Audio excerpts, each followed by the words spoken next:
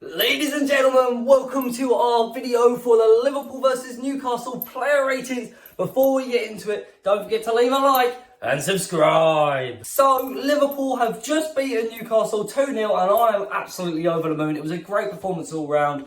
You saw the players doing what they're meant to do. It's brilliant. 2 games in a row, we've been playing well, and it's the perfect bit of form that we could have really asked for right before going into a big Champions League clash with Real Madrid.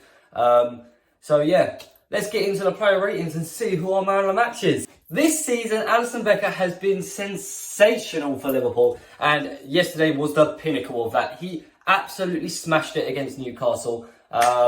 You know, he made multiple one-on-one saves. We may have won 2-0 without him. It might have been going the complete other way. He made a brilliant couple of saves early in the game before we even scored our first goal, especially against Almiron. And then obviously against St. Maximin, top saves as well. And in the second half, even when they're countering through, another world-class save. So Alisson Becker gets a match rating of 9. Absolutely deserved because he was sensational. Trent Alexander-Arnold has started to play a little bit better over the last few weeks, actually. Even when we weren't playing well, I think he started to do a little bit better. And again, he played well yesterday. And that ball over the top was delicious for Darwin Núñez to score. I mean, the passing play in general from the team was so much better. And I think that just rubbed off maybe on Trent, or maybe Trent rubbed off on the team, because that ball over the top was beautiful. And for that, he gets a match rating of 7 with the clean sheet as well. Overall, I don't think Joe Gomez did too bad. I know I'm not his biggest fan. I've given him a match rating of 6. You know, he was solid-ish. He did what he needed to. We didn't concede. You can't give a defender a lower rating than a 6 when he didn't concede. But I don't think he was amazing. I don't think he did anything outstanding. He did cover a few times well, which was nice to see. But yeah, but 6 is fair in my opinion. And I'd say the exact same for Van Dijk. You know, it was nice to have him back, and there was definitely a calming presence in the defence. There was a few times, you know, in the first half, especially when it was level, he did some big things. It was also nice to see Van Dijk actually going over to the right a little bit to defend, rather than just sitting the entire time on the left-hand side and being stubborn, not going across. It was nice to see, you know, not a general swap where they swapped round Joe Gomez and Van Dijk, but just they swapped temporarily if Van Dijk had to cover. In previous games, early in the season, last season, whatever, I don't think you really see him do that. So that was nice to see. A little tweak that maybe Jurgen Klopp suggested happening, and it was good to see.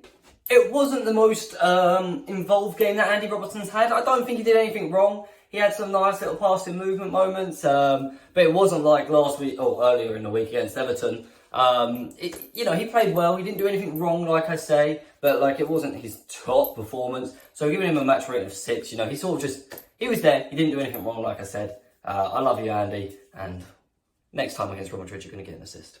And keeping on trend with a match rating of 6, we've given the same thing to Fabinho. I think he was decent, I guess. He didn't really do too much wrong. That sliding tackle in the first half.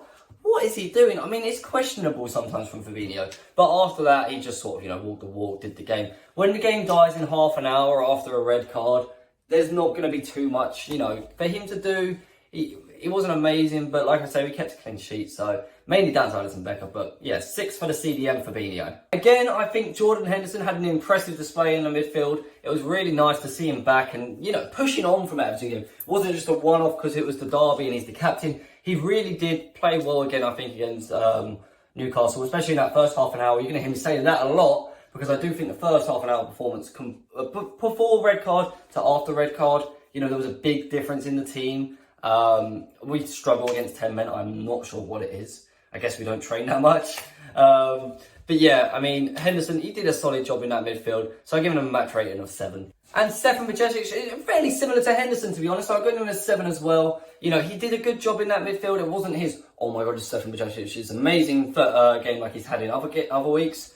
But I do think he played well. He was solid, you know, especially, again, first half an hour. He was playing some good passes, getting the ball, linking it up. It was just nice to see. And if he does play against Real Madrid, which I think he should, it'll be really interesting to see how he does in a really top-level game.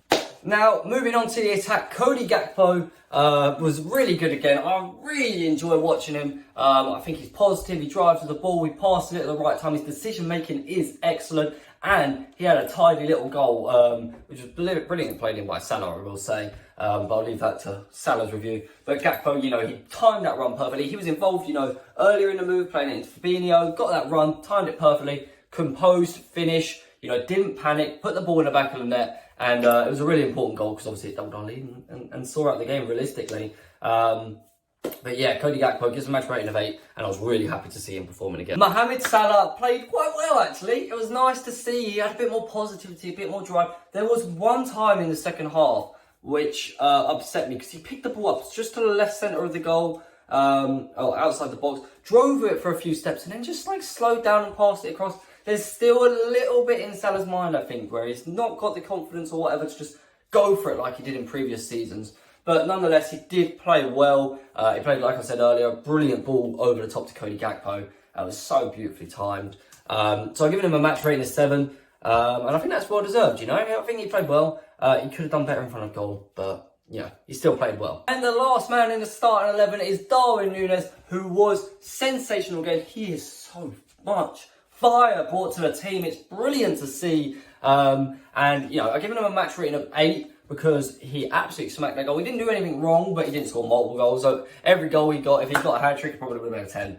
If he got 2 goals, he would have probably got a 9. I just think 8's fair. I think he played really well. I don't think he did anything wrong. Just like Cody Gakpo, really. And his finish was so good. I absolutely loved it. The way he smacked that, it's just so good, so powerful. No keeper in the world would have saved that, in my opinion. And yeah, well done, Darwin Núñez. We look at the subs, and I do think they killed the game off a little bit for us. I mean, I don't think they killed the game off because the red card killed the game off, so that's a bit unfair. But I don't think they really brought anything extra to the table, which was quite sad to see because, you've got these class players in Jota and Firmino coming on, and they just didn't do much. Harvey Elliott, I thought, was the best out of all the subs. Give him a match rating of 6. I think, he's average. And I gave the same to Firmino because I do think he did play some nice passes, but he missed an absolute sitter at the back post. How he didn't get a touch on that and put it in, I'm not sure. I will say that Milner was a bit quiet. I didn't really see much. I give him a 5. It was a bit harsh. Could be a 6.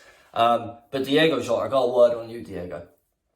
I love that you're back and you're making yourself get into the right positions, but you need to put one in the back of the net to start scoring again.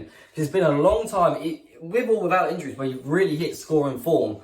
And you should have got one. You had that header, you had the one which took around the keeper. I will say, I think Darwin Núñez or Cody Gakpo probably scores either of them chances. So come on, Jota. But all in all, it was a great performance from the Red Men, and I am absolutely happy with our form going in towards the Real Madrid game, which is up next, of course. And speaking of that, I will have lineups out for you tomorrow. So if you're not subscribed, please hit that subscribe button. Give it a like if you enjoyed. And thank you, by the way, for 100 subscribers. Absolutely love it. Brilliant from you guys. Love the support. We've not been doing it for long. And, here's to the next milestone. Until next time, peace.